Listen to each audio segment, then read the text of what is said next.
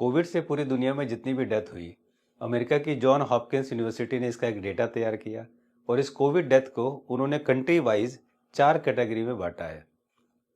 तो आइए समझते हैं जरा इस डेटा को। सबसे पहले देखिए, ये जो हाई इनकम क्लास कंट्री हैं, जितनी भी डेथ टोटल कोविड से हुई हैं, हाई इनकम क्लास कंट्री जो है उसमें 86% के करीब डेथ हुई है। हाई इनकम क्लास कंट्री, जहाँ पर पढ़े लिखे पैसे वाले लोग बहुत हैं, वहाँ पर डेथ हुई है 86%। और ये जो अपर मिडिल इनकम कंट्रीज हैं, यहाँ पर करीब 12%। और उसके बाद जो लोअर मिडिल इनकम कंट्रीज हैं, ये करीब 2%। और जो लो इनकम कंट्रीज हैं, जो कि बहुत ही गरीब हैं, वो 0 पॉइंट करीब 2%। तो इस डेटा से हमें ये पता चलता है कि जो कंट्री सबसे पैसे वाली है, सबसे पढ़े लिखे लोग वहाँ पर हैं, उसमें सबसे ज़्यादा डेथ कोविड से हुई है। और जो गरीब कंट्री है, जो मिडिल क्लास कंट्री है, उनकी डेथ सबसे कम हुई है और बहुत ही कम हुई है। इसके बराबर तो कुछ भी डेथ नहीं है। तो इससे आप अंदाज़ा लगा सकते हैं कि पढ़े लिखे लोग कितने अवेयर हैं हेल्थ के बारे में, पढ़े लिखे लोग कितने अवेयर हैं अपनी बॉडी के बारे में। वैसे तो हम दुनिया की जानकारी रखते हैं, पर अपनी बॉडी के बारे में हम जरा सा भी नहीं समझते कि हमारी बॉडी क्या और क्यों रिएक्ट कर रही है। और यही है हमारे शरीर में होने वाले बीमारियों की असली वजह। आपने ये कहावत सुनी होगी कि जैसा खाए अन्न वैसा होगा मन। तो अगर हम अपने भोजन में कुछ चीज़ों का ध्यान रखें तो ना ही हम कभी बीमार पड़ेंगे और ना ही कभी डॉक्टर, दवाई या हॉस्पिटल की हमें ज़रूरत पड़ेगी।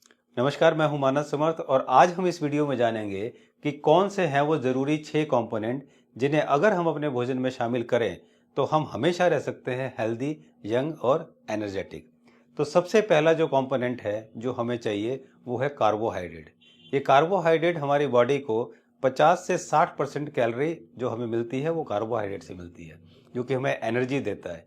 तो ये कार्बोहाइड्रेट हमें मिलता कहाँ से है? ये हमें मिलता है अनाज से, चावल से, गेहूं से, मिलेट्स, बाजरा, मक्का, रागी, शकरकंदी और सब्जियों से भी ये हमें कार्बोहाइड्रेट भरपूर मात्रा में मिलता है। और इसकी कमी अगर हमारी बॉडी में हो जाए कार्बोहाइड्रेट की, तो इस वजह से हमारे पेट में कब्ज, वजन में कमी और थकान होने लगती है। तो ये एक बहुत ही ज़रूरी कंपोनेंट है। और इसके बाद दूसरा है वो है प्रोटीन। प्रोटीन भी हमारी बॉडी के लिए बहुत ज़रूरी है क्योंकि ये हमारी बॉडी की रिपेयर करता है। जी हाँ, ये प्रोटीन हमारी बॉडी की रिपेयर करता है और हमें हमेशा फिट रखता है। ये प्रोटीन हमें चना, मटर, मूंग, मसूर, उड़द, सोयाबीन, राजमा, लोबिया और गेहूं और मक्का से भी काफ़ी मिलता है। तो अगर इस प्रोटीन की हमारी बॉडी में कमी हो जाए तो इस प्रोटीन की कमी होने से चेहरे पर सूजन, रूखे बेजान बाल और हमारे मसल्स में पेन, हर समय थकावट, इम्यूनिटी की कमी, शरीर का अचानक से फूला हुआ लगना और प्रोटीन की कमी से तो बच्चों की लंबाई बढ़ना भी रुक जाती है। तो ये प्रोटीन भी बहुत ज़रूरी है। इसके बाद जो हमारा अगला कंपोनेंट है वो है फैट, यानी कि वसा। ये भी हमारे शरीर के लिए बहुत ज़रूरी है क्योंकि हमारी जो बॉडी के सेल्स हैं और सेल्स की जो दीवारें हैं, इसकी वॉल है, वो इन्हीं फैट से बनती है। इसके अलावा ये हमारी बॉडी को एनर्जी देता है। और फैट जो है हमारी स्किन के नीचे जमा होकर जो हमारे शरीर के टेम्परेचर को है वो उसको बाहर नहीं निकलने देता। ये हमारी स्किन के नीचे जमा हो जाता है ताकि वो टेम्परेचर बाहर ना निकल सके। और ये हमारी बॉडी के सभी पार्ट्स को, फैट जो है हमारी बॉडी के सभी पार्ट्स को चोट से बचाता है कि ताकि चोट से बची रहे ये बॉडी हमारी। अगर हम एनिमल प्रोटीन की बात करते हैं तो फैट हमें दूध से, पनीर से, अंडे से और मछली से मिलता है। और अगर हम वेज की बात करें तो ये हमें अखरोट, बादाम, मूंगफली, नारियल, सरसों तेल और सूरजमुखी से हमें ये भरपूर मात्रा में फैट मिलता है। तो इन सब चीज़ों को अपनी डाइट में बहुत अच्छी तरह शामिल करें तो आपको भरपूर फैट मिलेगा।